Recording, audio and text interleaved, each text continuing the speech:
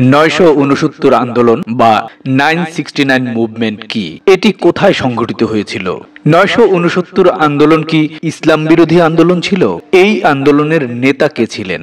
এই আন্দোলনের লক্ষ্যই বা কি ছিল? কলেজ অফ নলেজের আজকের ভিডিওতে আমরা এসব প্রশ্নের উত্তরই খুঁজব।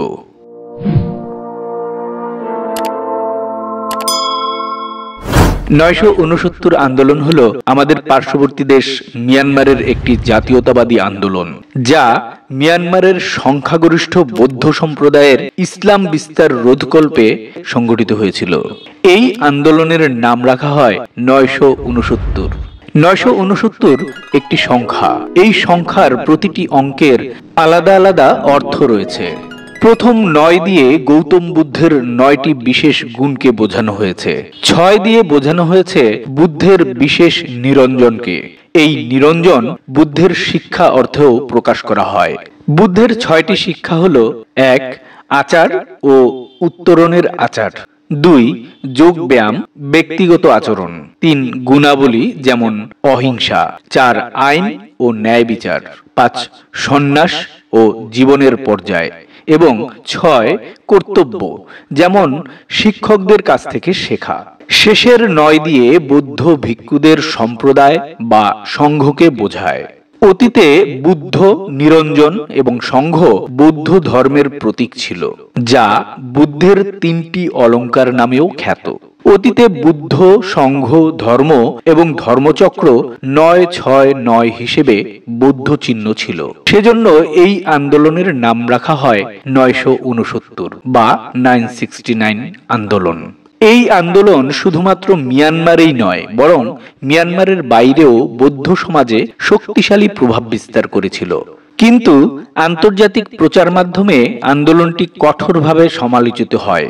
স্ট্রেইট টাইমস পত্রিকার এক প্রতিবেদনে আশিন ওয়েরাথু, যিনি এই আন্দোলনের নেতা ছিলেন, তাকে মুসলিম বিদ্বেষী সহিংসতার জন্য দায়ী করা হয়।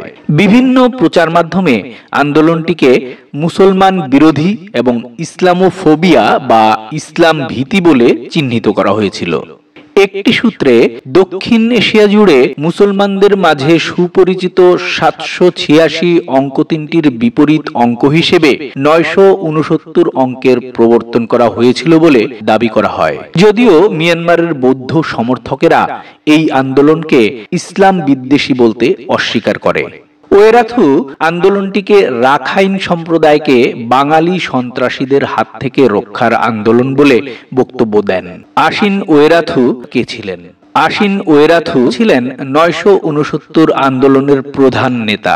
বিভিন্ন রিপোর্টে তিনি মুসলমানদের দোকান বর্জনের ঘোষণা দিয়েছিলেন।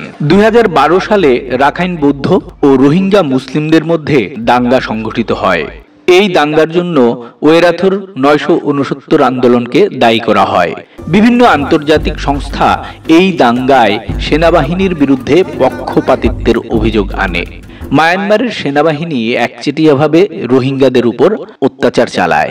ওয়েরাথু একদিকে যেমন দাঙ্গায় রাখাইনদের সহিংসতাকে সমর্থন করেছিল, তেমনি অপরদিকে সেনাবাহিনীর অত্যাচারের বিরোধিতা করেছিল।